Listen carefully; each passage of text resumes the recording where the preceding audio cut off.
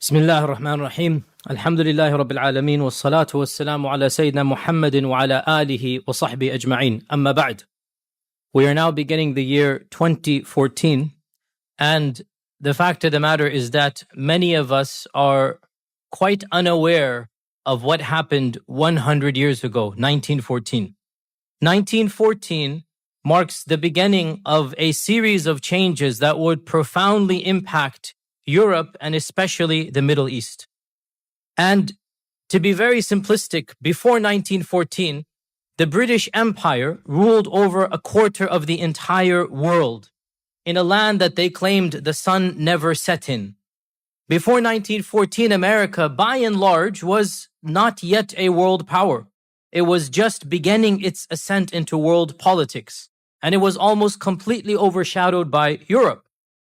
Before 1914, the Muslim world, while no doubt having suffered a lot of calamities and not as politically strong as it had once been, nonetheless still had a unified caliphate. And despite the advent of colonialism, the Brits had invaded, the Germans had invaded, the French had invaded, despite all of the colonialism, still there was a sense of a global ummah, and there was still some light at the end of the tunnel. There was still a ray of hope. All of this was going to change in 1914 onwards. In 1914, the one event that is basically assumed to be the catalyst of World War I is the assassination of the Archduke Franz Ferdinand. Now, we're going to have to hear a little bit of European history because it is intrinsic. You cannot understand World War I without a little bit of European history. Believe you me, I will try my best to minimize the European side, but we need to understand some European history in order for it to play into its role in the Middle East. And the Archduke that was assassinated, he was the heir, he was the royal prince, if you like, to the Austro-Hungarian Empire, which was one of the largest empires at the time. It no longer exists. It has been fractured into 8-9 different countries in our times, Austria and Hungary and whatnot. There was an empire called the Austro-Hungarian Empire. And the Archduke, the heir to the throne, is assassinated by a group of Serbians in Sarajevo. And this ignited nationalistic and ethnic tensions that had been simmering in Europe for many decades. And it sparked fires that would eventually lead to what was called at the time the Great War. It was not called World War I because there was no World War II. At the time, it was called the Great War. Only when World War II began did they call the first one World War I, then they called the second war World War II. World War I, or the Great War, was the largest global military conflict that humanity had ever seen up until that point in time, with over 70 million soldiers participating. These are staggering figures. 70 million people on the battlefield fighting. These are the fighters, not the countries. The countries, obviously, if you include them, that's literally more than half of almost of the world's population. And around 10 million people died in the battles of World War I. It was also the first time that modern technology was used with such savagery. It was the first time that chemical weapons were invented. It was the first time that you had airplanes basically using guns and firing bombs from airplanes. This didn't happen until World War I. And this basically led to the development of munitions and more dangerous explosives. The war lasted 4 years. And at the end of the Great War in 1918, the largest empires of the world, or I should say 4 of the largest empires of the world, ceased to exist. And the largest empire, England, was cut in half. The effects of World War I were truly devastating. 4 of the largest empires in the world were completely decimated. The first of them, the German Empire. It became a small country called Germany. It used to be a large empire with a dynasty. The second of them, the Russian Empire. Once again, this was a large empire with a dynasty. Then it became a smaller country. The third of them, the Austro-Hungarian Empire. This was completely decimated. It didn't even remain Austro-Hungarian. It was actually split up into a number of smaller countries. And most importantly for our lecture, the Ottoman Empire. The end of World War I signaled the end of all 4 of these empires. And although the loss of the Ottoman Empire is really what affects us as Muslims, that's what we're interested in, we must realize from Europe's perspective, that's just a footnote. From Europe's perspective, all of the problems pertaining to the Middle East and the Ottomans, this is just a footnote to the real changes that are taking place in the West. World War I truly marks the beginning, the end of one era and the beginning of another era. It is the end of Victorian England. World War I is when the quintessential Victorian England comes to an end. It is the beginning of real modernity, our modernity. And realize as well that World War I led to many factors. We'll talk a little bit about them, but not too much. I mean, for example, the reparations that were put upon Germany, the circumstances and what happened in the German Empire led to, in the 1930s, the rise of Adolf Hitler. The rise of Adolf Hitler is a direct consequence of the problems of World War I. The nationalism that overtook the German people and the rise of this extreme nationalism and the charismatic character that was needed by Germany at the time. This couldn't have happened unless World War I decimated Germany. And they needed this savior figure, and they saw in this megalomaniac Hitler, they saw this savior figure. And of course, Hitler led immediately to World War II, and of course, World War II led to the power vacuum. Europe was decimated after World War II. After 2 world wars, Europe ceased being an international superpower. A vacuum is created. Who is sucked into that vacuum? America. And so, post-World War II, America becomes the only dominant superpower. It is no exaggeration to state that pretty much every single major political issue of our times began being shaped directly in 1914. The superpowerdom of our own country, America, the breaking up of Europe, the fractionization of the Middle East, the collapse of the Ottoman Caliphate, the last Khilafah that we had, all of this begins in 1914. So, in order to talk a little bit, and this was the introduction, in order to talk a little bit about this, we need to mention a little bit about World War I. So, if you look at the map here, we're going to set the stage for World War I, what exactly happened. That in order to make sense of the events that led up to the collapse of the Ottoman Empire, we need to give just a very brief overview of the political situation in Europe and the West in the time. The primary superpower at that time was England. America had been, up until that point in time, isolationist. It does not want to get involved in world politics. It's a very mind your own business type of stuff. And it was only after World War II that America comes to the superpower stage. Competing with England, but a distant second, is Germany. And after Germany, we have Tsarist Russia. Russia is still being ruled by dynasties. And France. And this large empire, you see, the Austro-Hungarian Empire. The Austro-Hungarian Empire. European alliances at the time were very messy and confusing, and it's definitely not something we're interested in. And what makes it even more confusing is that the countries that we talk about, some of them no longer exist, such as the Austro-Hungarian dynasty, and even the ones that do exist, Germany and Russia, they're not the same. Germany is now like literally 1/3 or 1/2 of what it used to be. Russia as well, completely changed. Suffice for this lecture to point out, what we need to know is the Austro-Hungarian Empire is an ally of Germany. Austro-Hungarian Empire is an ally of Germany. And the Serbs are allies with Russia. Just keep this simple point in mind. Okay? The Austro-Hungarian and Germany is one block, and the Serbs and Russia are on one block. So, when the Archduke of which empire? Who can remind me? Austro-Hungarian Empire is assassinated by the Serbs. So this is igniting racial tensions. When the Archduke of the Austro-Hungarian Empire is assassinated by a group of Serbs, this ignites tensions that are beyond the scope of this class, but they've been stirring for many decades. And eventually, the Austro-Hungarians decide that they're going to retaliate by invading Serbia. When they're going to attack Serbia, Russia gets involved. And Germany, who's an ally of Austro-Hungary, if we can get the map back on, because I know everybody's already confused. If you just look there, leave the map. So Germany and Austro-Hungary, you can consider them to be basically one force. That was the one side of the World War I. You see Russia and Serbia on the other side. Basically, they are all in yellow. That's one block, if you like. So Austria-Hungary decides to invade Serbia because of the assassination. Germany uses this as an excuse to invade France and Switzerland and Belgium and Netherlands. So they use this as a power grab excuse. You're going to attack from that side, we're going to attack from this side.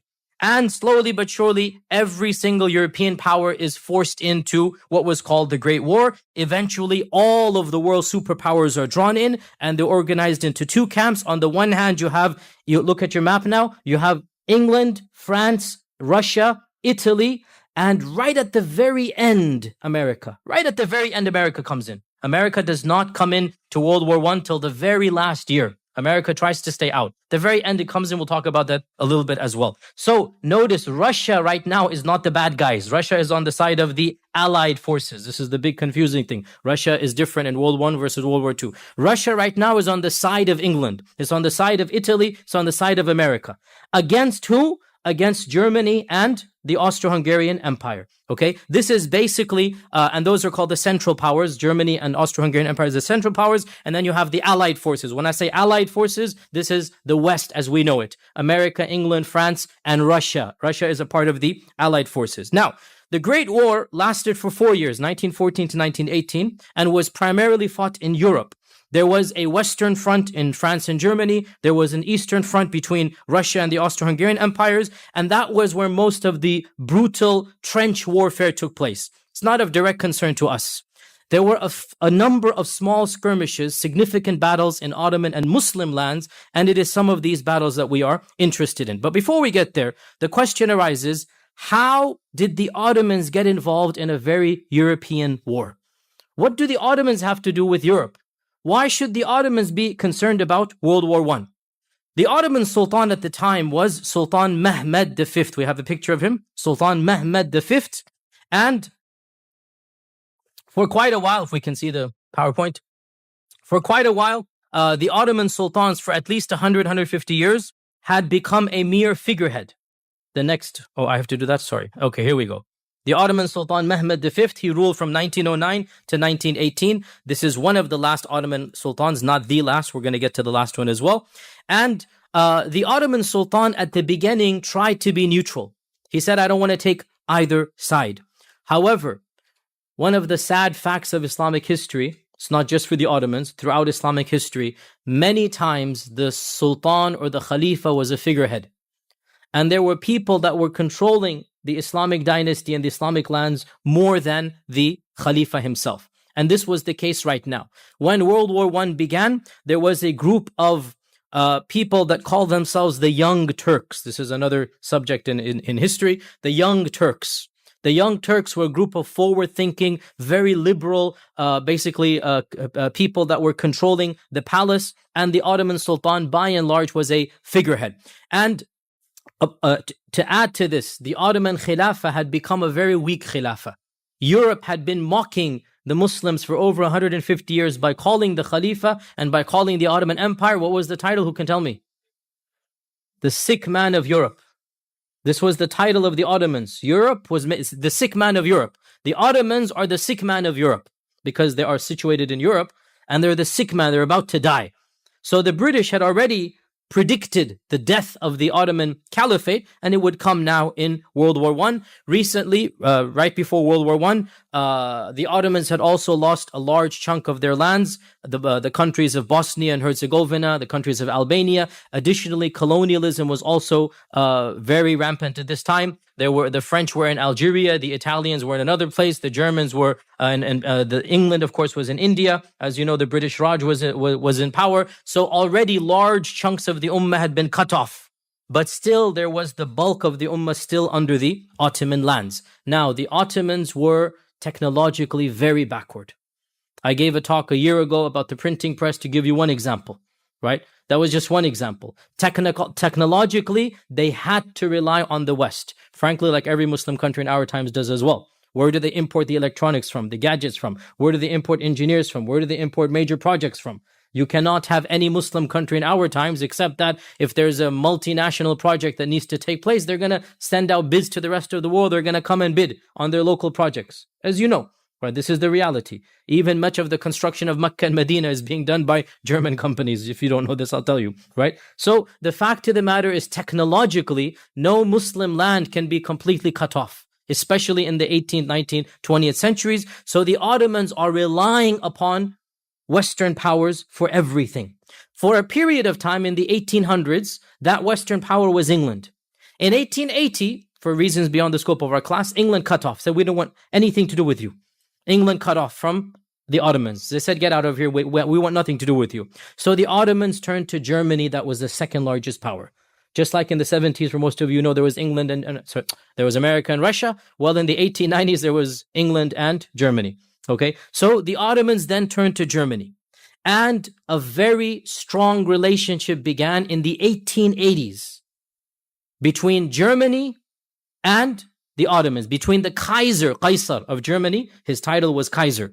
That's the title of the German emperor, the Kaiser of Germany, and the Khalifa in Istanbul. And this is best exemplified in that very romantic and famous train called the Orient Express, which even to this day brings a sense of nostalgia or a sense of, fame and whatnot. There was an Orient Express, which was the pinnacle of decadent luxury. You could board the train in Munich, Germany, and it would get you off in Istanbul. And as you know, the trains were the main highways and carriages at the time. So in 1889, you have this Orient Express, and you see many movies, even famous black and white movies and books and whatnot written about the Orient Express. What is the Orient Express? It's a direct train line from Germany to Turkey. What does that show you? Strong bonds between the two. Just one example of this. Also, the Kaiser had visited the Istanbul many times, and the Khalifa has also visited Germany. And there are, to this day, if you go to Istanbul, you will find monuments built for the various Kaisers that have come. Monuments that show, the Kaiser landed here, he was awarded this over here. So Germany and the Ottomans already have a strong relationship before World War I. And in fact, the field of Orientalism, which is the academic study of Islam, Orientalism is what you used to call non-Muslims who study Islam. Orientalism was strongest in Germany, and it began in Germany. I myself, when I was studying at Yale, the books you have to read when you start studying Orientalism are German books. That's why I had to learn German for reading. You have to study German. You cannot be a scholar of Islam in the Western sciences except by learning to read German. And the classics that were written in the 1890s to 1930s in Germany, in the German language. To this day, these are the classics. So Germany has the greatest relationship with Turkey at the time. And even though in 1914 the Sultan said he's going to remain neutral, circumstances changed, and it is said that the inner court, the Young Turks, maneuvered the Sultan, and the Grand Vizier, the Pasha, the Grand Vizier, his name was Said Pasha, is the title, Said Pasha, along with the Minister of War. And the Minister of War is probably the guiltiest culprit here. His name is Enver Pasha. So Said Pasha and Enver Pasha, they entered into a secret agreement with the Germans without the permission of the Sultan, without the permission of Sultan Mehmed V, and they formed what is called now an Ottoman-German alliance in August of 1914. Around 6 months before the war, after the war began. So the movers and shakers formed a treaty with the Kaiser, and eventually the Sultan had no choice but to publicly support this alliance. So in 1914, November, the Sultan Mehmed V, for the very last time in our history, issued a call for jihad. Literally, because the Khalifa has the right to call for jihad, as you know, in Islamic law. The only person who has the right to call for offensive jihad is the Khalifa. So for the very last time, up until our times, in our history, in November 1914, Sultan Mehmed V proclaimed jihad against the Allied forces. And the Allied forces are, of course, England and Italy and France and Russia and America. So this is a public commitment, and therefore, once the Ottomans have been dragged in, now the Allied forces can attack the Ottomans. Fair square. When you've declared jihad against us, obviously they're going to attack back. And the Ottomans, it was only a matter of time before the Ottomans would be invaded, and that is exactly what happened. A few months later, in April 1915, Britain and France launched a joint attack against the Ottomans with the express aim of conquering Istanbul. So for the first time, Western powers are attacking Ottoman lands, and this became known as the Gallipoli campaign. The Gallipoli campaign, and it was a brutal onslaught. And we have just a quick map over here. You can see it in front of you. If you look at the map in the middle, if you look at the map in the corner, you see Istanbul up there, right? And you see the Sea of Marmara as well. So they attacked in the Dardanelles Straits, which is lower left corner of the map. You see that? I don't have, unfortunately, a clicker. I should have brought a pointer. Oh, the mouse can be seen? Nope, it can't be. Oh, here, okay. So here is Istanbul, as you see, right? Now, Istanbul, of course, there's the Black Sea, and the Black Sea is connected, obviously, to the Russian Empire. So this is a direct passage to Russia, and they have to go through the Straits of Istanbul, through the Sea of Marmara, down the Dardanelles. This is called the Dardanelles, and this is a larger map of this small area. So the Allied forces wanted to attack what is basically this land over here, so that they could control sea access to Russia. Because if you control, this is called the Dardanelles Straits, if you control the Dardanelles Straits, you control the navy of Russia. Is that clear? Right? If you control this small point of land here, this is Gallipoli. This is Gallipoli, and there's a famous movie in the 80s by, I forgot the very famous actor, very famous Hollywood actor. It's called Gallipoli. 1981, I think, is a very famous Hollywood movie, and it talks about basically this invasion from their perspective. So they thought by control, and they were correct in this, by controlling these straits, they're basically going to control the Russian navy. So they attack full scale Australia, New Zealand, England. They all attack the Strait of Dardanelles. Here we go again. And this attack proved to be a disaster for the Allied forces. They lost over 150,000 men. Now, it wasn't easy for the Ottomans. The Ottomans won. It was a resounding victory for the Muslims. And the Ottomans themselves, they lost probably close to 150,000 people as well. It was an 8-month battle, but the end result was victory for the Ottomans, and the Allied forces could not take Gallipoli. To this day, the Turks take great pride in the success of repelling the British and French forces. It was also in this battle that a general shot up to fame and eventually became the founder of modern Turkey. His name was Mustafa Kemal, and eventually he was called Ataturk. It was this battle, the Battle of Gallipoli, that shot him to fame. It boosted his credentials. He was the commander and leader of the attack. You can call it the defense, not the attack. He was defending the Ottoman Empire, and because of the success of this battle, basically, he could ride on that success all the way to becoming the president of Turkey, the first president, as we'll talk about in a while. Now, sadly, even though the Muslims did win the Battle of Gallipoli, that would basically be their only victory. That's the only victory that the Muslims had really in World War I. Elsewhere, the Allied forces prevailed. In 1915, the British invaded Iraq, and by March 1917, the Brits marched into the once grandiose capital of the Abbasids, Baghdad. Here we have a picture of the British troops entering Baghdad in March of 1917, and they took down the Ottoman flag and they raised in its place the British flag. And on another front, the famous General Allenby was appointed by the British Prime Minister and sent into Egypt, where General Allenby was told by the British Prime Minister, I want you to conquer Jerusalem by Christmas. I want you to conquer Jerusalem by Christmas. And Allenby changed the tactics of his predecessors. He radically altered troop morale for the better. He devised a number of tactics to help him in his quote-unquote crusade. And the most famous tactic of Allenby was a young, bright man by the name of T.E. Lawrence, also called Lawrence of Arabia.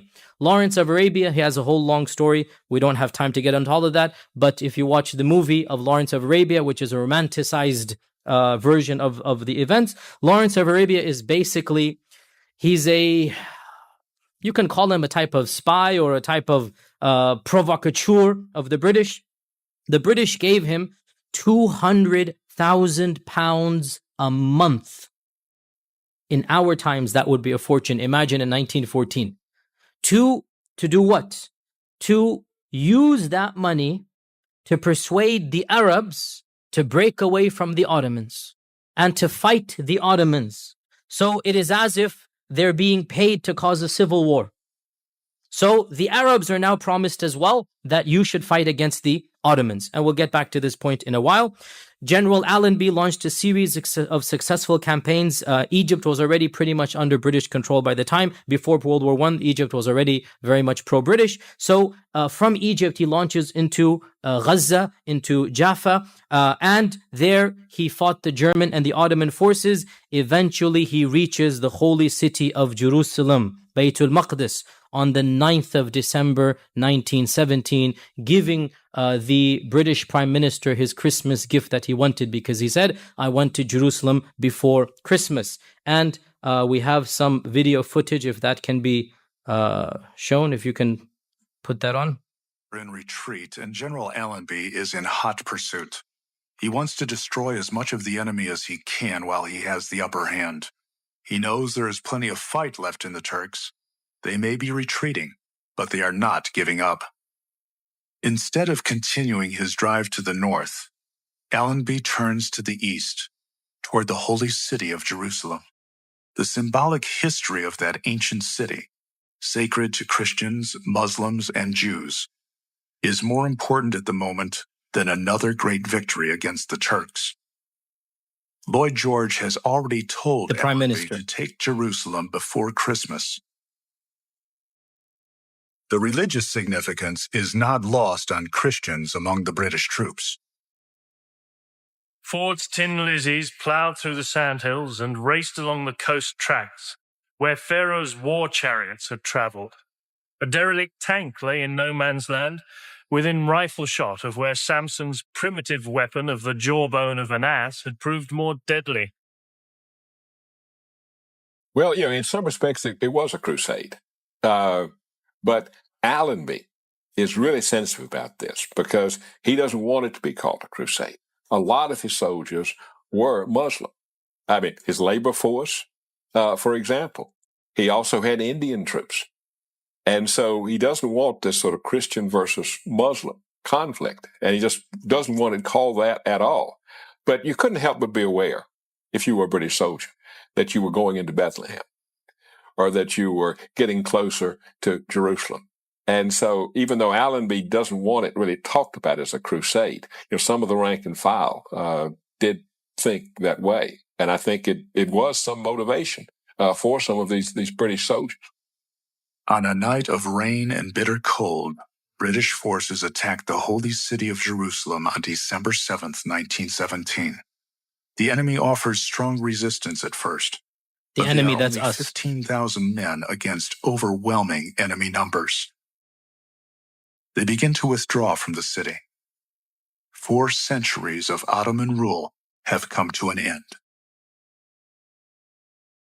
On December 11th, General Allenby enters Jerusalem on foot. Wallahi, this is one of the saddest moments in Islamic history. This is exactly when General Allenby is entering Jerusalem as a conqueror. We have this on video. This is him entering. Respect for the city. He is the 34th conqueror of Jerusalem in its long, volatile past.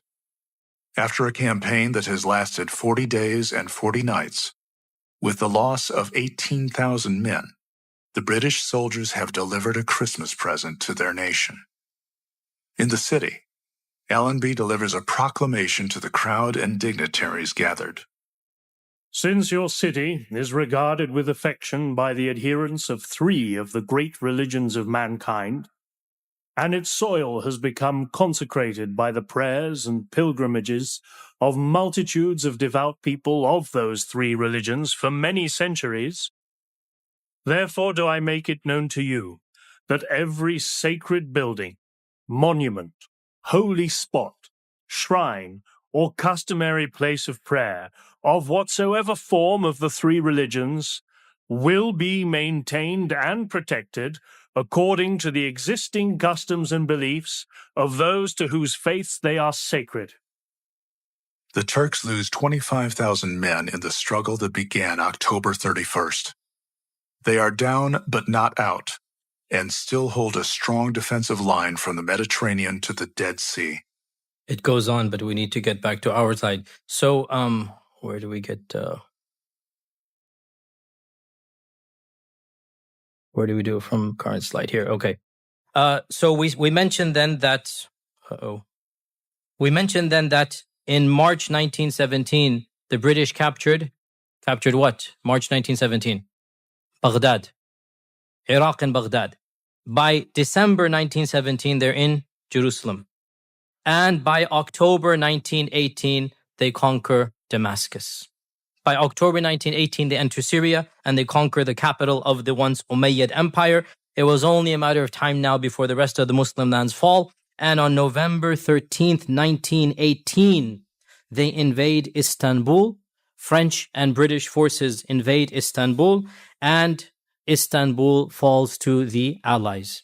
It is truly symbolic, in my humble opinion, that out of all of the magnificent and glorious capitals of the Muslim lands, Baghdad and Damascus and Istanbul, all of them, not symbolically, were literally conquered by the Allies. Literally, Western troops, Allenby and two of them, Allenby wasn't in Istanbul, but Western troops literally entered in to Damascus and Baghdad and Istanbul, and then of course Jerusalem, the holiest of holy in that region. And there is no doubt in my mind that in terms of political humiliation, this was one of the lowest points in the entire history of the Ummah. Perhaps the only disaster politically that was bigger than this was the Mongols. Perhaps the only disaster that was perhaps more painful was the Mongols, and even that is, you can debate. But definitely these two disasters, and I intend to give a lecture sometime about the Mongol invasion, but that's long ago. Many people no longer care about this, even though that had its impact. But this disaster, wallahi, can you imagine every single capital of the Muslim lands physically captured by the Allies? And Jerusalem, the holiest of holy, it's only a matter of time before obviously the end is near, and the Allied forces eventually made similar conquests against Germany, and eventually Germany agrees to surrender.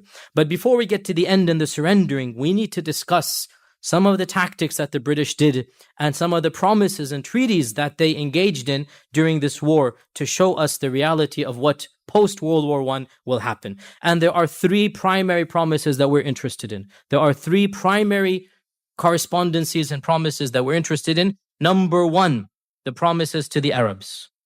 The British promise to the Arabs.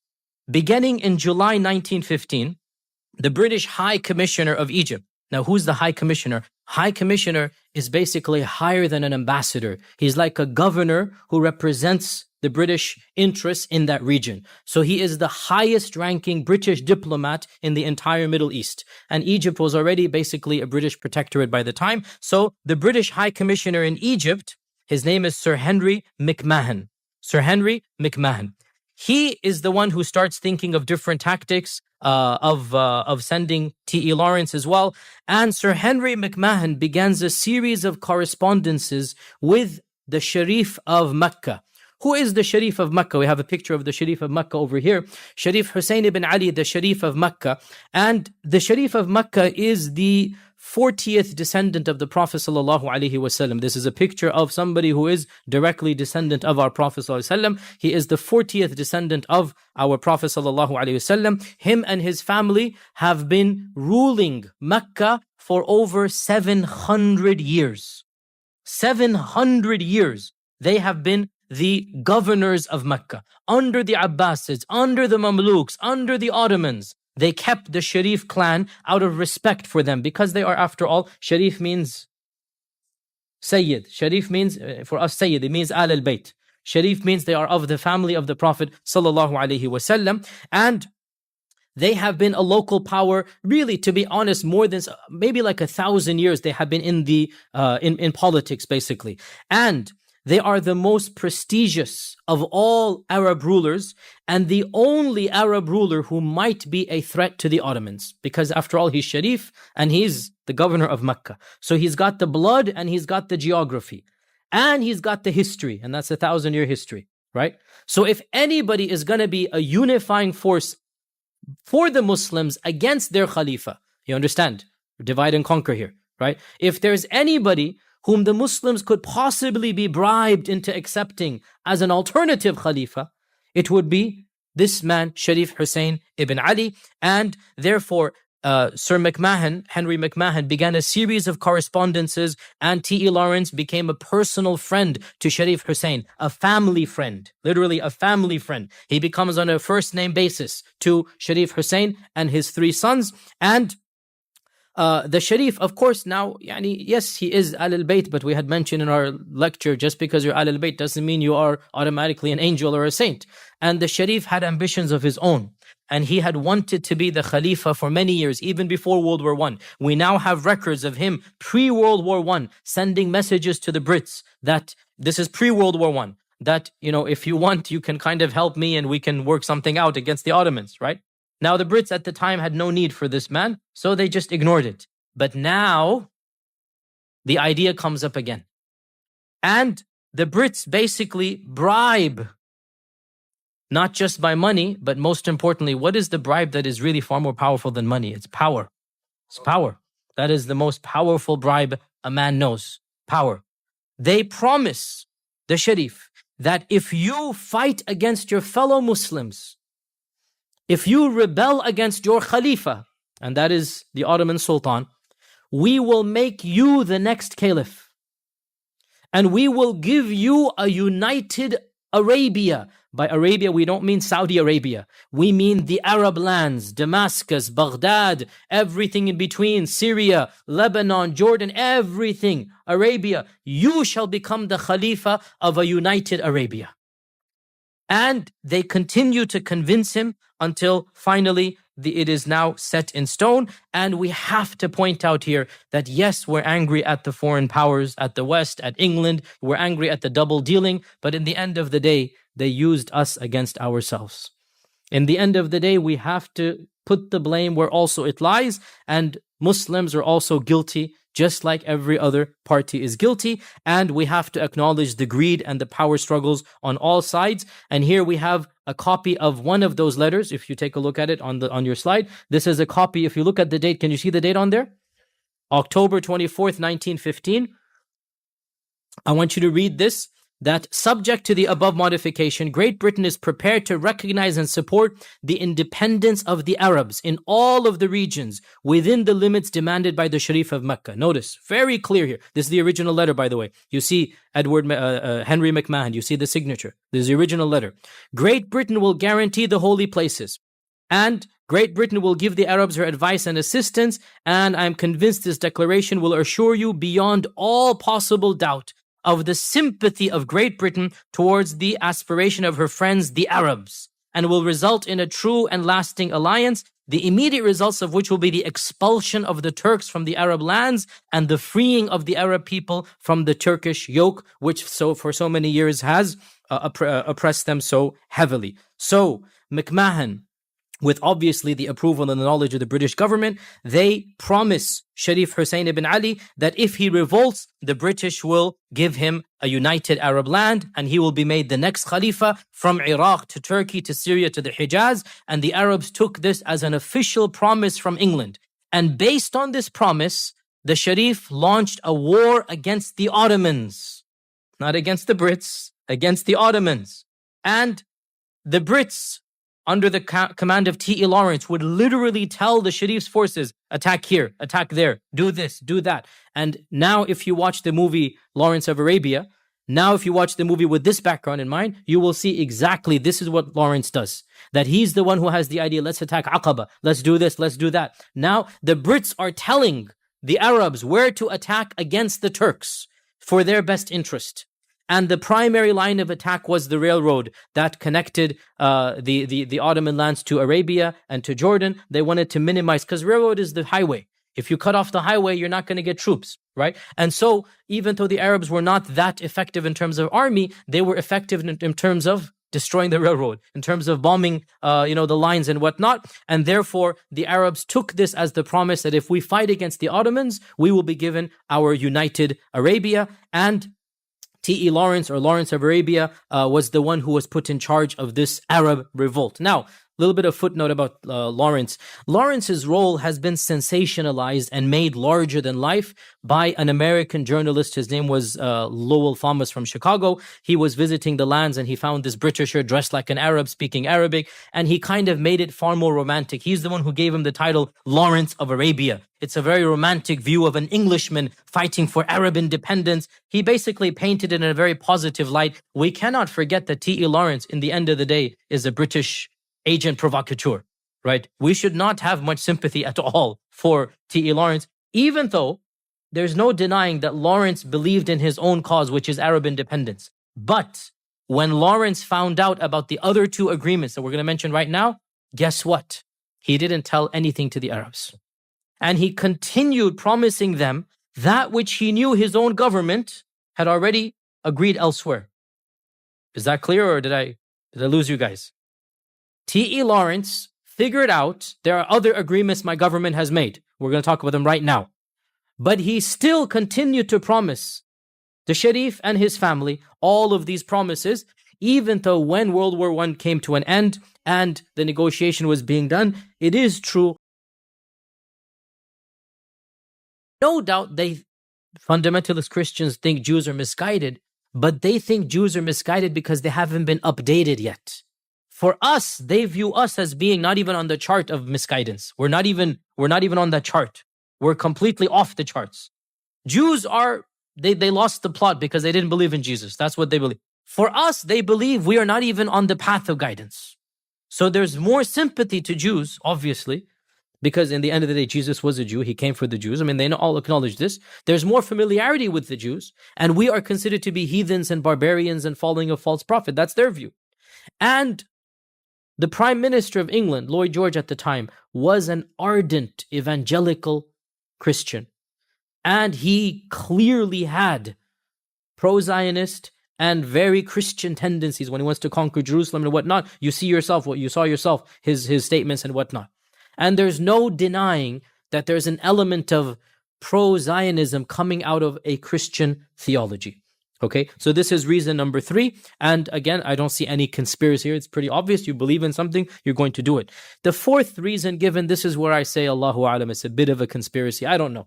I'll just say it, and I don't know if it's true or not. There is a theory. You'll find it in a lot of books, but I'm not an expert in this, so I just mention it and I'll leave it at that. That by promising Palestine to the Jews, this was a bribe to certain high-ranking officials in the White House to try to drag America into the war as well. And this is a theory that is given. And they mention some names and whatnot, that this was some type of, promise that America would also get involved. But, Allahu Alam if this is true or not, but let me say one thing, and this is shocking to many of us, but it's historically true. Mainstream American Judaism was completely opposed to Zionism for the first 40 years of Zionism. Mainstream American Judaism, 1880s, 1890s, it was a European phenomenon. Zionism was a completely European phenomenon. American Jews, by and large, scoffed at the idea of an independent Jewish homeland. They thought this is ridiculous. We're happy where we are. We're acclimatized. We love America. There was no notion, and they did understand it would cause problems and whatnot. And mainstream Jews in America did not support Zionism until basically Hitler and World War II. That's when they felt the need to have an independent Jewish homeland. And this is well documented. This is not some type of theory. This is a known fact that mainstream American Jews were not pro-Zionist. And whatever the reasons might be, eventually these discussions between European Zionists and the British government continued until finally in August 1917, the discussion reaches the British cabinet. Now it's going to become official. Should we vote or not? And very interestingly, this is another interesting point, there was only one Jewish member of cabinet in that entire meeting. There was only one Jewish member. And that Jewish member was the most vocal opponent to the plan of giving Palestine to the Jews. And his name was, you can write this down, Edwin Samuel Montagu, Montagu, Edwin Samuel Montagu. And what he said was, listen to this, and this is the only Jewish member of the cabinet, and he's one of the most vocal opponents to the plan of giving Palestine to the Jews. What he says was, this would cause great alarm in the Muslim world, would create enemies for us when we don't have enemies. So Muslims and Jews were not enemies to one another for the bulk of their history. And this is something that is shocking to modern Muslims and Jews, modern Christians. The fact of the matter, Muslims and Jews got along very well in what is now Palestine, up until the beginnings of Zionism. Muslims and Jews did not have too much problems. And here we have a senior member of the British Parliament who is a Jew, saying that I am worried if you're going to do this, you're going to cause tensions between us. You're going to cause problems between us, and you're going to reinforce anti-Semitism and bigotry. Notice this is a Jew speaking out against this, saying if you do this, we're going to get into trouble from our Muslim, if you like, neighbors and whatnot. And this, more than anything, shows us, dear Muslims, let us not confuse anti-Zionism with anti-Jewishness. We have to be very careful here. Many Muslims confuse the two together. We are anti-Zionist. We are not anti-Jewish. We are anti-Zionist, and we criticize Zionism. As for Jews, they are Ahl Kitab, and the Sharia has and always will grant them rights that are known to all of us. And historically speaking, Jews and Muslims always found sympathy and comfort against the Christians in the Crusades and throughout history. Whenever the Christians persecuted the Jews always found safe passage in Muslim lands. This is an undeniable historical reality. And that is why there were large groups of Jews living in Muslim lands up until the creation of Israel. You Arabs know this. Yemeni Jews, Moroccan Jews, Tunisian Jews, Jews around the world. There's a Jewish synagogue in Cairo, which is now empty because of Zionism, right? Jews flourished in Muslim lands. And historically speaking, there was not the type of animosity that exists right now. And unfortunately, in our anger against Zionism, many Muslims have become anti-Semitic and anti-Jewish. And this is a problem. We criticize Zionism. And let me tell you from my own experiences, some of the most vocal and effective critics of Zionism are Jews. I repeat that. Some of the most vocal and effective critics of Zionism. Zionism is political Judaism. Zionism is a type of racism. We have no qualms about this. You are saying that somebody who's a Jew has the right to go to a land that he's never been in for 50 centuries. And he can take over the property and land of somebody who's right there. This is racism and ethnic cleansing in a way. We are opposed to Zionism. We are not opposed to the rights of Jewish people to be Jews. And our religion has always given them and will continue to give them these rights. And here we have in Edwin Montague a very good example of a Jew standing up for the rights of the Palestinians and saying, if you do this, you're going to get us into trouble. Well, obviously, as you know, he was outvoted. And in any case, the opposition was minimal. He was one of a handful. And the cabinet basically allowed this to pass. And immediately, the British Foreign Secretary, Sir Arthur Balfour, eagerly wrote a telegram to Baron Rothschild, if you can show now on the screen. And this is the actual telegram that was sent. This is called the Balfour Declaration. This is called the Balfour Declaration. That is Sir Arthur Balfour. And he wrote a telegraph to Baron Rothschild. You have over here, Dear Lord Rothschild, I have the pleasure. This is the actual Balfour Declaration. Look at the date, November 2nd, 1917. This is the actual telegraph that was sent. Yours, here we go again. Yours, Arthur Balfour. And it says that His Majesty's government views with favor the establishment in Palestine of a national home for the Jewish people and will use their best endeavors to facilitate the achievement of this objective, it being clearly understood that nothing shall be done which may prejudice the civil and religious rights of existing non-Jewish communities in Palestine or the right. Lawrence did fight the British verbally for an Arab independent state, but he was outruled and outvoted, and he basically abandoned the Arab cause and went back and died in an automobile or a motorcycle accident. Perhaps he felt guilty about the Arab cause, but there's no denying that he was a double agent, meaning that he knew exactly what his own country had promised, and he pretended to be a friend to the Sharif, but he continued fighting on behalf of England and telling the Sharif lies that he knew were lies. He did feel guilty most likely, but so what? In the end of the day, he continued doing what he did. So this is the first backhand deal. It's called the McMahon Promises, or it's also called the McMahon-Hussein Correspondence. We have physical letters. I showed you one actual letter. Very clearly, the Arabs are promised complete independence. You will become the Khalifa if you fight against the present Khalifa. This is the first backhand deal. The second one, which was far more sinister, was the something called the Sykes-Picot Agreement. And this is really of the most important agreements. Now, Remember that the McMahon letters date back to 1915. Guess what? In 1915, the same year that the Brits are promising the Arabs independence, they have begun another series of negotiations. This time with the Russians and the French. Now, the Russians and the French are on their side. Right? The Russians and the French are on their side. And the Russian foreign minister and the British foreign minister and the French foreign minister, they met a number of times, figuring out what is to be done if we win. Notice the greed. In 1915, they're already eyeing the prize. In 1915, they're going to wonder, how are we going to slice this pie? How are we going to divide this cake amongst us? You get the point here, right? If we win, what are we going to do? We don't want to fight in public. Let's hash it out right now. And so Russia demanded, they want Istanbul. And they want the main land of Turkey. Why? Because we just said that in order to get to the ocean, you need to go through Istanbul. Also, Russia had vested interests in Armenia. Armenia and Turkey always had a conflict between the two, and Russia was very pro-Armenian. So they wanted basically the main Ottoman lands, if you like.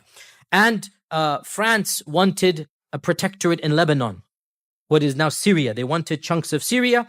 And England demanded the bulk of the Arab lands, and that is basically Iraq and Transjordan and the Hijaz. This is what they wanted, and eventually they agreed to this type of share, and this is called the Sykes-Picot Agreement, Sykes-Picot, the Sykes-Picot Agreement, after the British and the French, the ministers who actually negotiated the treaty, and it was agreed upon by all three governments in utmost secrecy, and we have the original map of the Sykes-Picot Agreement. If you see this, that is the actual original map, and if you look very carefully, you cannot probably see it there, but there is the signature of Sykes and Picot right at the bottom. Do you see my mouse?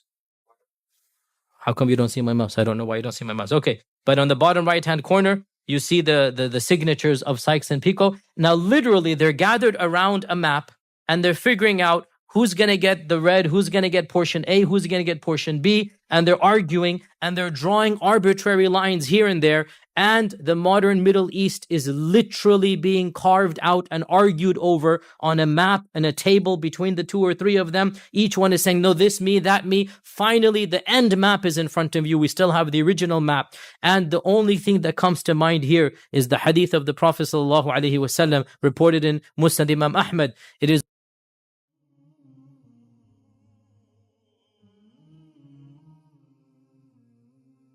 and political status enjoyed by Jews in any other country. This is the Balfour Declaration, dated November 2nd, 1917, and he wrote it to Baron Rothschild. And the Rothschilds, then there's a whole bunch of, a whole tangent over here. The Rothschilds were, who is Baron Rothschild? Baron Rothschild is the highest ranking, he is a lord, and the lord is like, there is no equivalent in America, but like he's higher than a senator. He's a lord. And he is the highest ranking Jewish, basically member of the British Parliament and royalty. He is a lord in the House of Lords, and he is the highest ranking Jew in England. And so, and he's also obviously a member of the World Zionist Congress. And so immediately Sir Arthur Balfour sends him the telegraph. And of course, the Rothschilds is a whole different, tangent over here. The Rothschilds is, how can I even phrase this? This is a dynasty that has spanned over 350 years, a Jewish banking dynasty that has branches to this day in Austria and England and France and America and Switzerland. And it is one of the pioneers of worldwide banking. And their net worth in today's value, back in the 1800s, would literally be in the hundreds of billions. The Rothschild family, there is no other equivalent in all of Europe. They transcended politics. They're so wealthy, they don't care who's in power. These are people that are the bankers and the people of wealth in a number of European lands, and they are still around to this day. One of their members is the founder of that famous Swiss bank. He's worth $100 billion or something. Well, the bank is worth, not him, but I mean, he's the president or whatnot. The family is still active to this day. So he writes the letter to Baron Rothschild, and he basically promises him that, look, you help us out and you will get your state in Palestine. You will get your Israel. Now, the same land has been promised to three people, basically, right? Well, you can say when the British promised it to themselves, they feel they have the right to give it to the Jews now. So they're promising the Arabs freedom, and they've already negotiated with the French and German that they're going to keep Jordan, and then they've already said a part of Jordan will be given over to Transjordan, will be given over to the Zionists. Now, the Arabs and Muslims once again found out about the Balfour Declaration because the Balfour Declaration was not top secret, unlike the Sykes-Picot Agreement. The Balfour Declaration was made public and it was publicized in the newspaper. Once again, the Brits convinced the Arabs that don't worry about it, we'll deal with it when the time comes. And the Arabs basically went along. They fell for it again. That don't worry, we trust you. You guys are going to help us out. And they ignored the Balfour Declaration. And do realize that when all of this began, pre-World War I, only 5% of Palestine were Jews. The Jewish population was less than 5%. And they are being told that you're going to get a state in modern Palestine. I mean, in some cities, Muslims are 5% here in America. Probably in New York, we're more than that. Imagine if we are told, oh, you can get all of New York, don't worry. This is literally the promise that's being made, right? All of New York is yours if you just help us out. Well, how about the rest of the people of New York? All of this, we need to understand, this is what's going to happen now. That's exactly the tensions that are going to come. This is exactly the problem. And these are the three primary agreements that the Brits made. And it is undeniable that these agreements demonstrate the duplicity and the outright hypocrisy of England and the double-crossing role that they played in promising different people different things, and in particular, how they backstabbed the Arabs and the Muslims. Now, we need to start wrapping up what exactly happens. Obviously, Germany eventually is defeated, and Germany basically resigns or surrenders at a very infamous date at 11 a.m. in the 11th day of the 11th month. This is a famous thing that happened. It just so happened 11 a.m. on the 11th of November in the year 1918. This is when World War I officially comes to an end, and there are many results of the end of World War I. We'll summarize some of them. That obviously, first and foremost, there was the loss of life. In some European lands, more than 20% of the male population is gone. Changes the whole dynamics. Second was the famine, because when you don't have men, you're not going to have fields, you're not going to have this. And the famine probably killed at least triple or quadruple the amount that died in the actual war. Tens of millions of people across the globe died as a result of famine. And then when you have famine and you have a lack of sanitation and whatnot, then the third disaster. And this was the Spanish influenza of 1918. And what will make you understand what is the Spanish influenza? The Spanish influenza was the worst plague that man has seen since the Black Death of 1320 or something. It is estimated that up to 5% of the world's population died in the Spanish influenza. The Spanish influenza, it's called the Spanish influenza, but it spanned the globe from America to the Far East. People just fell sick, healthy people, and the demographics were typically between 35 to 55. Healthy people would just start coughing blood, and this was I forgot to mention, this is the original bird flu virus. H1N1, this is the first one. And that's why when the bird flu virus resurrected 3-4 years ago, everybody panicked because they didn't have a cure for the Spanish influenza. It just stopped on its own after a good percentage of the world just basically died. And this was the largest plague that mankind had seen basically since the Black Death. It is estimated that up to 100 million people died in the Spanish influenza of 1918, 1919, 1920.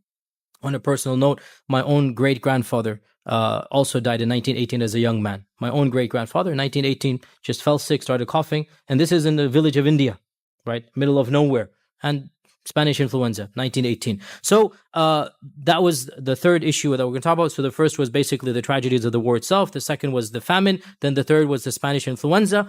Obviously, World War I also caused a lot of economic and social reforms that's beyond the scope of this class, but just one nukta or one footnote here, feminism. Feminism. For the first time in human history, the roles of men and women were reassessed. In human history, not Muslim history, it was understood what is the role of a man and the role of a woman. In human history, across the globe, men and women have a certain understanding and relationship. Men are in charge of one thing, women are in charge of another. As Allah says, وَلَيْسَ الذَّكَرُ كَالْأُنثَى. The man is not like the woman. And it is understood the woman is more of a caretaker, more of a homemaker. This has historically always been the case. Well, 1918 changes all of that. It has to. When 20% of your population that are men are gone, what's going to happen? Women have to go to the workforce. And women are told you have to take, and for the first time, and we have many posters to this day, that you have women, you can do it. You know that poster of a woman with the scarf and the quintessential feminist poster, right? That masculine look with the muscles. You can do it, right? You're going to go and do it. And World War I was the first time when women were asked to leave the sanctity of the house, the peacefulness of the house, and were told, go and work, we need you. Then obviously, when they're going to do this, and World War II made it even bigger, so the first wave of feminism began after World War I, the second wave, not coincidentally, after World War II, and then we are still basically seeing this entire reshifting of men and women. All of this comes about from World War I, but for us, we are interested in the politics and especially the Middle East and the Ottoman collapse. So, what happens in 1918 November, ceasefire is declared, and in 1919, the victors all gather to divide the cake. The victors all come together and party for almost a year. And by party, I mean engage in meetings and dialogues. And they chose Paris, France. And this is called the Paris Peace Conference of 1919, when the world leaders of America, England, Italy, and France all came together. If we can see the next slide as well. Here we have the presidents of, here you see on your slide, the president, that is the president of, firstly, that is England, and then Italy, and then France, and then that's Woodrow Wilson right at the very end. On the right, Woodrow Wilson, right? This is the infamous picture, Paris 1990, the presidents of England, Italy, France, I should say Paris, excuse me, in Paris, sorry, France and America. These are all of the four presidents, and obviously hundreds and thousands of entourage, ministers of every single country. For 1919, Paris became the capital of the world. Delegations are coming from all over the world, even from the small islands of whatever, coming for independence, clamoring for this and that, petitioning the African movements as well. Here in America, the African Americans trying to petition for independence from the whites. I mean, all over, people are coming to basically, petition against, other causes and whatnot. And obviously, this Paris Peace Conference of 1919 was when the victors agreed on how to divide all of the spoils in front of them. And of the most important effects, although not directly relevant to us, was the financial constraints and burdens and taxes they put on Germany. And they said that the Germans are completely guilty. You must acknowledge that every one of you is guilty for causing World War I or for causing the Great War, and you have to pay back every single country all of the damages that has happened. So Germany is placed with trillions of dollars of basically taxes and debt. It's impossible to pay off, right? And the Germans knew this. And Germany has this now complex of how they're going to do this. And obviously in this complex, in this underdog type of mentality, Adolf Hitler comes along in the late 1920s and 30s, and he gives that German pride that they were waiting for. And that was that pride that basically caused Hitler to come to power, which of course precipitated World War II, which of course precipitated the collapse of Europe as a world power, which of course shot America up into the superpower status that it still continues to enjoy to this day. It was also in this conference that both the Arabs and the Zionists came and argued their case in front of the Allied politicians. And Woodrow Wilson, now at this point in time, America is neutral. I know that sounds bizarre for us, but once upon a time, America was not biased towards Israel. Well, there was no Israel right now, but America was not biased towards the Zionists. And America actually tried to be neutral, believe it or not. What did Woodrow Wilson do? 1919. He said, let us send our own independent study into the land and let us see if it's feasible to give the Zionists a land for themselves. And this is called the King Crane Commission. King-Crane, C-R-A-N-E, the King Crane Commission, because there was two people, and they were both Arabists. They spoke fluent Arabic. They were scholars, academics, if you like.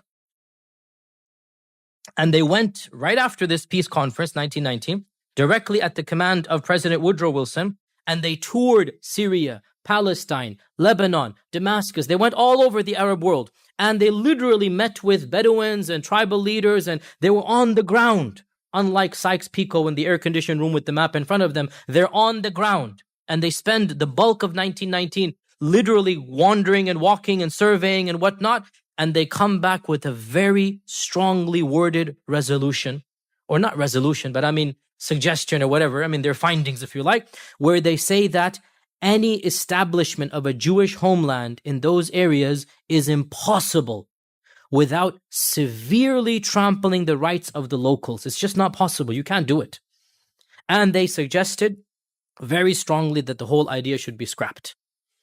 This is the official response of the King Crane Commission. And as you can find this, the original documents, we still have them in the Library of Congress. You can Google them. I didn't put them on the slide, but you can find them. The original findings are still there, and they are against establishing a Zionist homeland.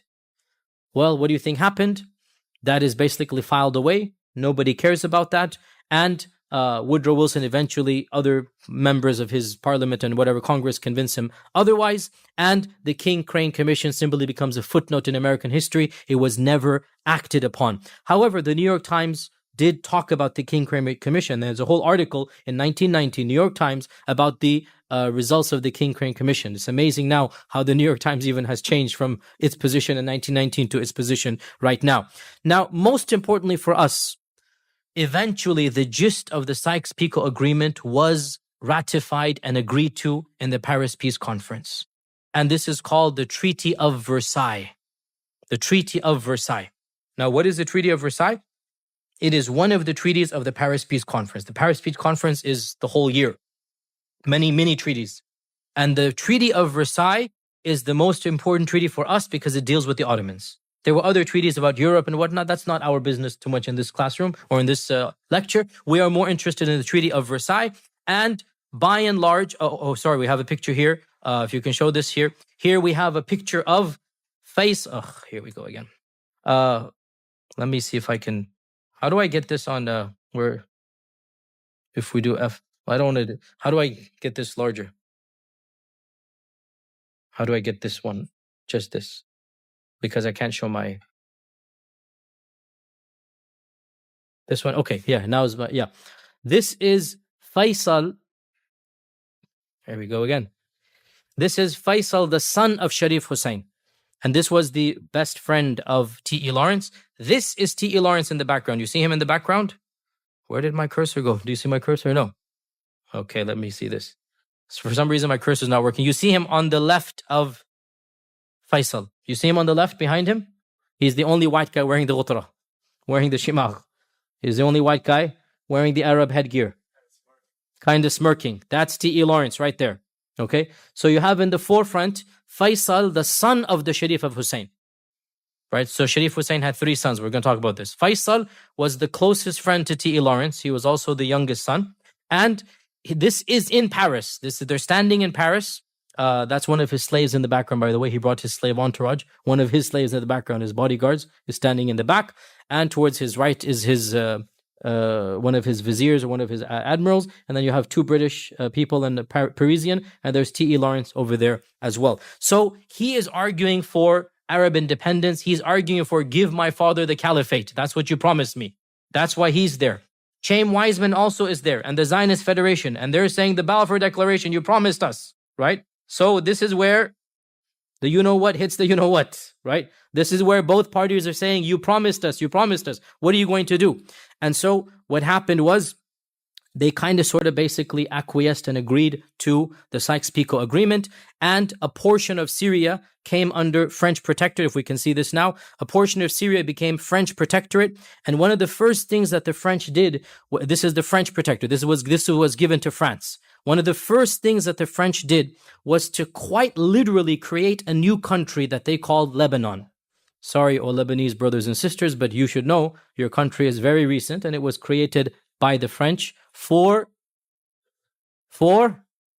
the Christian Arabs. The French wanted to reward the Christian Arabs for having helped them out in World War I. And the first thing that they did, they said, let's divide this land into a number of different lands. Let's give it a Sunni land, a Christian land, an Alawi land, a Druzi land. This was a proposition. There were different theologies over there. And of the first things that they successfully did, they carved out Lebanon. And they made it for the first time in human history a separate country. And they said, okay, this is now for the Maronite Christians. Now, obviously, it didn't turn out that way. Eventually, Lebanon became a multicultural land, but it was meant to be only for the Maronites. And there was also talk, as you see on your chart, of a separate Druzi state at the bottom. It was called the Jabal al-Duruz state. And on the upper left, the Alawi state. Right? They wanted to give a separate land for the Alawis. Now, what else did the French do? The French ruled over this land for around 20, 30 years till World War II. Then the Syrians revolted and kicked the French out. And then they, went their separate ways. But during French control, they wanted to find a group that could be loyal to them against the Sunni majority. And so they came across the Alawis. And the Alawis, up until that point in time, had been barbarians. I should say they still are, some of them. But up until that point in time, they had been quite literally uneducated. When I say barbarians, I mean it. Uneducated, illiterate, raiding. If you look at history books, what were the Alawis known for? Raiding Sunni property, killing their men and women, sometimes raping, and then taking their property. And the Sunnis were scared of them because of their ferocity. They lived in the mountains. They had their own separate land and their own separate land, meaning, area and whatnot. And that was the case. When the French came, they recruited the Alawis for the first time, sending schools, educating them, and giving them a lot of military positions. Why? As we explained why. They wanted a group that they could trust against the Sunnis. And so the Alawis were civilized, if you like, by the French. And it is not a coincidence, 30 years after the French left, that the Alawi now comes to power, Hafiz al-Assad, from the military. Had it not been for the French, the Alawis wouldn't be in the percentage they are in the military. Had it not been for the French, the Alawis would not have that education, would not be in the army, would not have become generals. And so Hafiz al-Assad and now his son Bashar al-Assad, they're a direct consequence of the French's basically helping the Alawis in the 1920s onwards. This is what happened in this region. The Brits, what did the Brits do? The Brits awarded themselves 3 territories. They get the lion's share because they're the Brits. They get whatever they want. The first land, they called it Transjordan. And eventually Transjordan, in our map, it is Jordan, Palestine, and Israel. They called it Transjordan. The second land is Iraq. They get all of Iraq. And the third land is Hijaz or Arabia. So they get these 3 large lands. And the Sharif of Mecca kept on clamoring, you promise. So they decided, okay, you know what? You're right, we did promise. So they took his 3 sons. And in one of the most bizarre things in recent history, they literally handed each one of the sons one of these lands. Yalla, go take it. Now, obviously, when they said this, it's understood the Brits are going to be the real puppeteers. These are figureheads, and they know it. The figureheads know it, right? And so the eldest son of Sharif Hussein, his name was Ali. Ali was given the Hijaz. You get Arabia. And immediately Ali called himself the king of Hijaz. And he ruled that very long rule from October 1924 to December 1925. Very long rule. Because obviously there was another power brewing in that region, and that is the power of the Al Saud, the Saudis, who were also financed by the British, unbelievably. As they're financing the Sharifs, they're also financing the Al Saud. And I know this is painful for some of us in the audience, but the haqq is the haqq here, okay? That as they are financing them, they're also financing the other group, right? And it is now well known. I mean, you cannot deny this. The documents are quite there, right? And it's it's surreal. How many groups are you financing? What are you instigating with whom? And eventually, when Al Saud becomes more and more powerful, the Brits basically absolve themselves of the Sharif Ali ibn Sharif Hussein, and they allow Al Saud to basically unify Arabia, and the Al Saud then call the country their own, and they say it is the kingdom of Saudi Arabia. The kingdom of Saudi Arabia, and so from that point in time, that Sharif family is cut off. Okay, so Ali ibn Sharif Hussein is cut off now, and he goes into exile. He dies a miserable death, a sad death, a lonely death, and Saudi Arabia is now, as you know, Saudi Arabia. The second oldest son of Sharif, his name is Abdullah ibn Sharif Hussein. He is given Jordan. He is given Jordan. And that is the only one of the three who, Allah's qadr has it, was successful in his own way. And he proclaims himself the king of the Hashemite kingdom of Jordan. Hashemite because he's Hashemi in lineage, right? And eventually his grandson Hussein becomes the king, and Hussein was the king from 1952 to 1999. And then he died, and currently it is Hussein's son Abdullah. And so the current king of Jordan is the great-great-grandson of the Sharif Hussein of Mecca. Clear? The current king of Jordan is the great-great-grandson of the very one who made the deal with the Brits. And he's the only one that Allah's qadr has it, that they remain there. Otherwise, the Hashemite king of Jordan has absolutely nothing to do with Jordan. He is from Mecca, and he is Hashemi. And the Brits literally plucked him up there and threw him there, and he is still ruling that land to this day, him and his descendants. Tayyib, that's the second of the three. The third of the three was the youngest, Faisal, and Faisal was the most friendliest to T.E. Lawrence. And Faisal was made governor of Iraq, and he immediately calls himself the king of Iraq. MashaAllah, we got three kings, three brothers, all of them wanted to be kings. There's king here, king here, king there. And you can see in their blood, you see it's in them, right?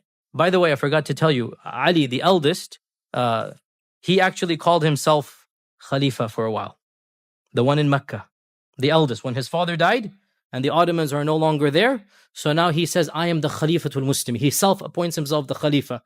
Didn't really last for too long, and the Khilafah never was considered to be his. In any case, the third of the three, Faisal ibn Hussein, he is made the governor of Iraq. He becomes the king of Iraq. And Iraq is a little bit more complicated, but the people of Iraq they literally kicked him out. Literally. They didn't want him. And they kicked him out. The Brits installed one of his cousins and nephews, again, the Hashemite, the Sharif family, and 2-3 other, kings, cousins, relatives came, until finally in 1958, the Iraqi army revolted against the great-grandson of the Sharif, basically one of the Sharifs, and in a sad tragedy, no doubt all of these are sad, they gathered together the entire family, men, women, and children in a room, and they shot them to death, all of them, the entire Sharif family that was in Baghdad at the time, and that was in 1958, and a young army cadet at the time, eventually in 1968 rises to power, and his name is Saddam Hussein. Just 10 years after, and he was in the army at the time. He wasn't in the room, but his leaders, the people he knew, were in charge of the 58 revolution, right? So we're not going too far back here. You see my point here? This is very recent history. Well, what happened in Turkey?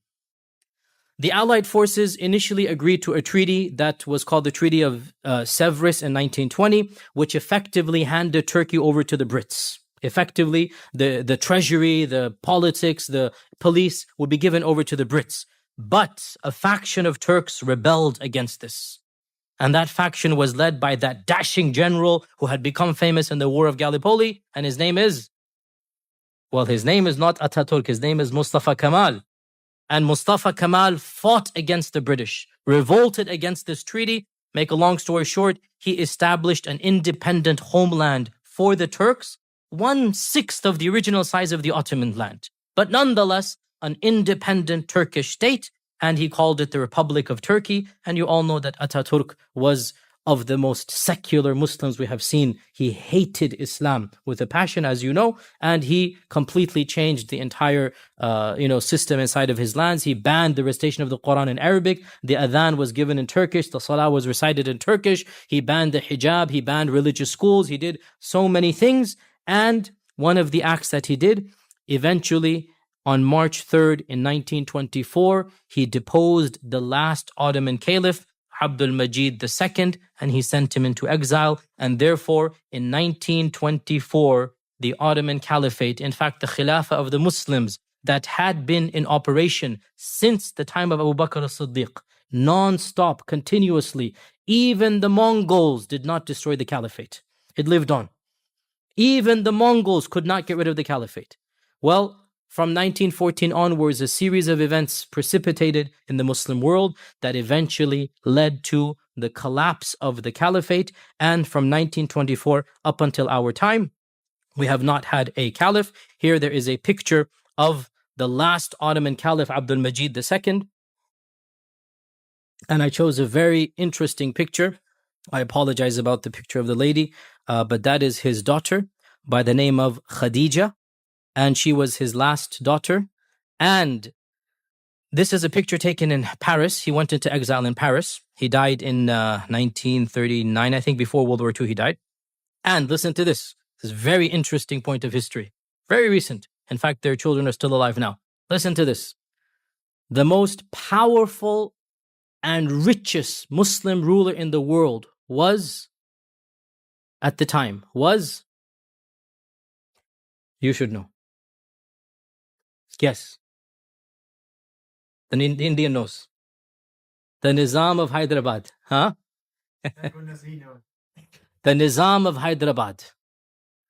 It is estimated by modern historians that the Nizam of Hyderabad was the richest man in human history. This is what is estimated. The richest man in human history was the Nizam of Hyderabad.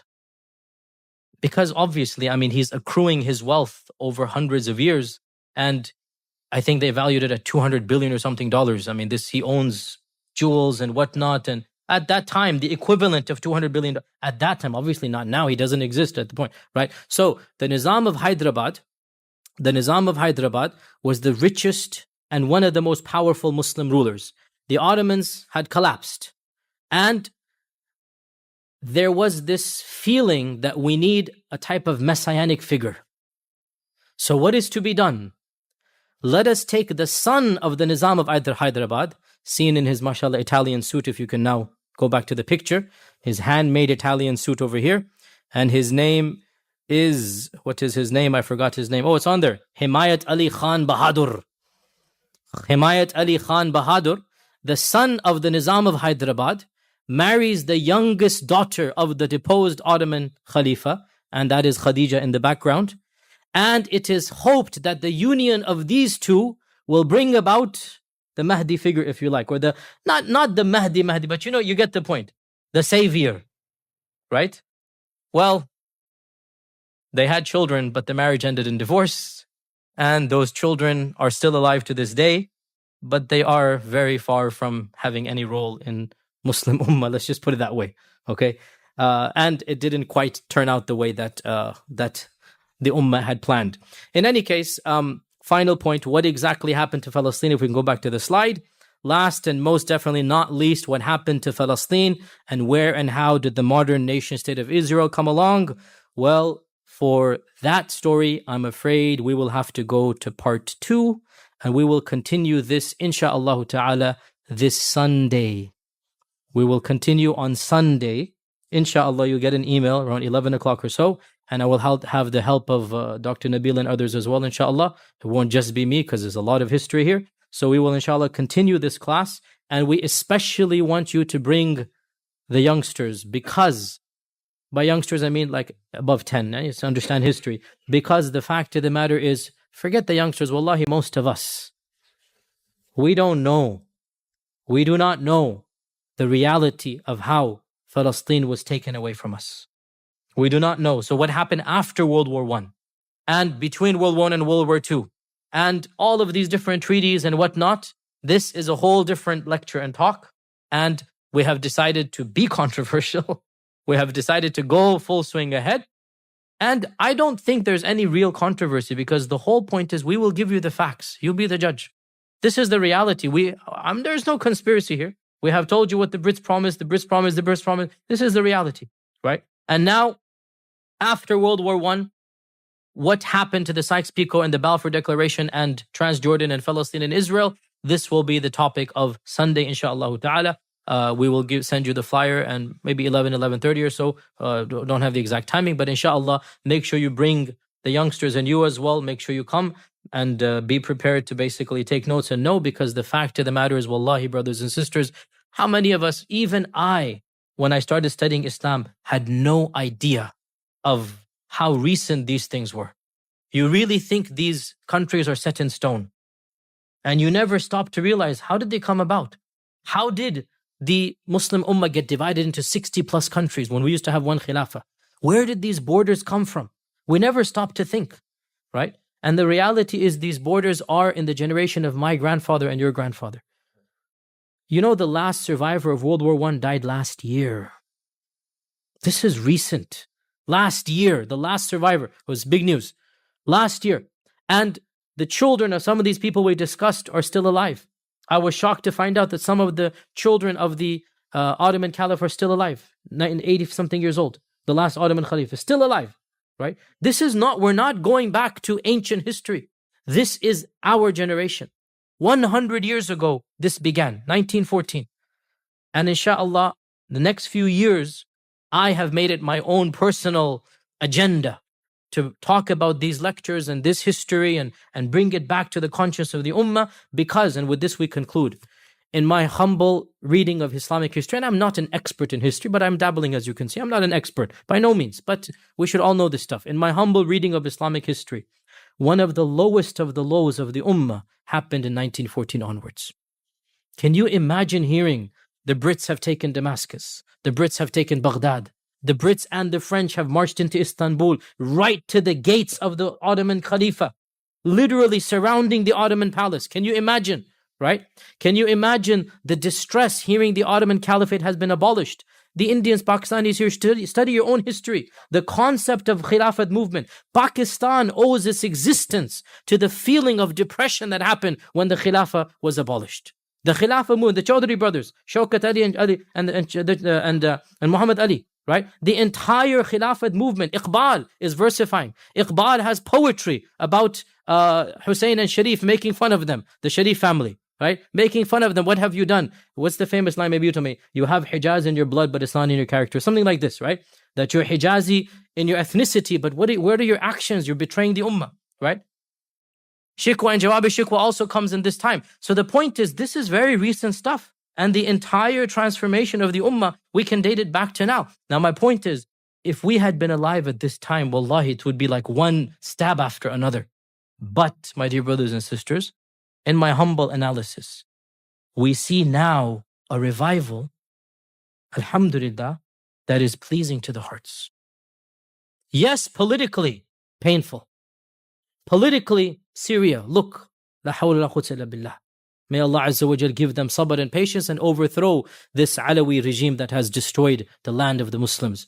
But that is politics. How about the people? How about the Sha'b?